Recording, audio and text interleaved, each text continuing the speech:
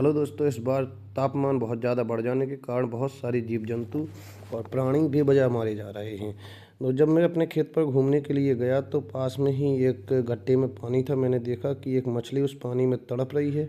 मैंने जल्दी से फटाफट से एक लकड़ी की सहायता से उसको नज़दीक खींचा और खींच कर को उसके पास लाए तो मैंने देखा कि ये अभी ज़िंदा है। जब दोस्तों मैंने इसको देखा कि ये तिलपिया मछली है और इसके पीठ डोर्सल साइड पर बहुत सारे कांटे होते हैं, जो कि वास्तव में बोनी होते हैं। बोनी स्केल और कांटों की बनी होने के कारण यदि मैं इसको हाथ से पकड़ता तो ये मुझे चोट पहुंचा सकती थी। मैंने डंडे की सहायता से इसको देखा कि इसमें अभी जान है, लेकिन ये बहुत थक चुकी है क्योंकि बहुत कम पानी में होने के कारण ये जो है वो बहुत तेज गर्मी और ताप के कारण भी इसके शरीर जो है वो ख़राब हो चुका था। और जब मैंने बगल के दूसरे गड्ढे के पास में देखा तो मैंने देखा वहाँ बहुत सारी मछलियाँ मरी हुई पड़ी हुई हैं और उनमें से बदबू भी आ रही थी। मैंने देखा कि इधर तो बहुत गर्मी के कारण, तब मैंने इस मछली को फटाफट से एक रस्सी की सहायता से बांधा।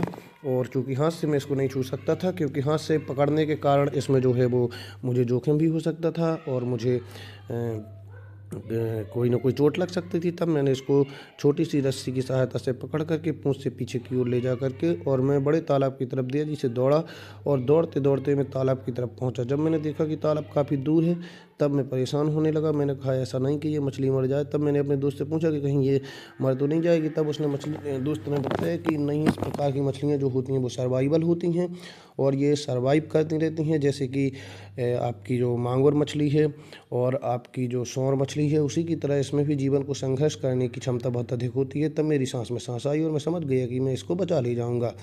इसकी तुलना में यदि रोहू और कतला मछली होती तो वो पानी में एक पहली बात तो इतने कम पानी में ही वो अपना दम तोड़ देती, जबकि ये मछली जब इतने संघर्ष कर रही थी उतने कम पानी में, आपने पिछले यदि वीडियो में देखा था कि ये अपने आप को बचाने का प्रयास कर रही थी, पानी में फुदक रही थी। तब मुझे फिर बाद में अपने आप पर कॉन्फिडेंस आया।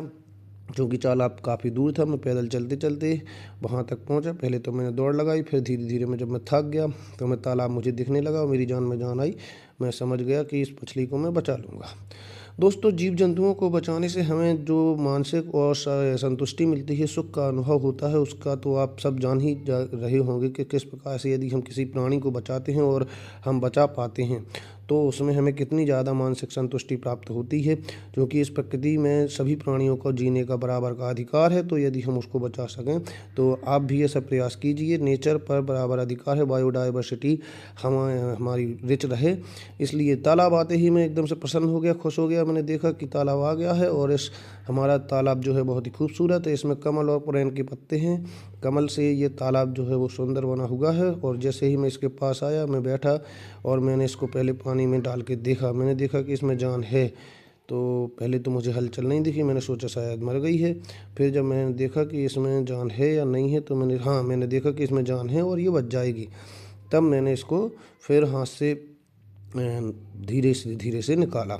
और फिर क्योंकि जब मैं इसको रस्सी की सहायता से बांध के लाया तो टाइट हो गई थी, निकालने में भी थोड़ी सी परेशानी हुई। फिर इसको मैंने पानी में रखा और थोड़ी देर तक तो इसने हलचल नहीं की। मैंने सोचा कि शायद इस मछली ने दम तोड़ दिया है। शायद मैं भी अपने आप में हताश हो चुका था कि एक अच्छा कार्य करने के लिए जा रहा था और मैं टूट चुका था। लेकिन जैसे ही पानी उसके ऊपर पड़ा उसने अपने फिन यानी पंखों को हिलाना शुरू कर दिया। मैं जान गया ये मछली जिंदा है और ये बच जाएगी। तब मुझे बहुत ही मानसिक संतुष्टि और खुशी प्राप्त हुई। फिर मैंने इसको पानी में छोड़ दिया। पानी में छोड़ते ही वो मछली तैर गई और तैर के दूर पहुंच गई। मैंने लकड़ी की सहायता से उसको देखा, वो तो तैर रही है, बहुत अच्छा।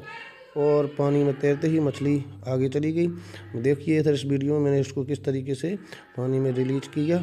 और दोस्तों, इसी तरीके से आप मज़ेदार वीडियो देखते रहने के लिए और जीव जंतु बायोलॉजी से जुड़ी हुई जानकारी के लिए हमारे वीडियो चैनल को लाइक और सब्सक्राइब जरूर करें। बहुत बहुत धन्यवाद।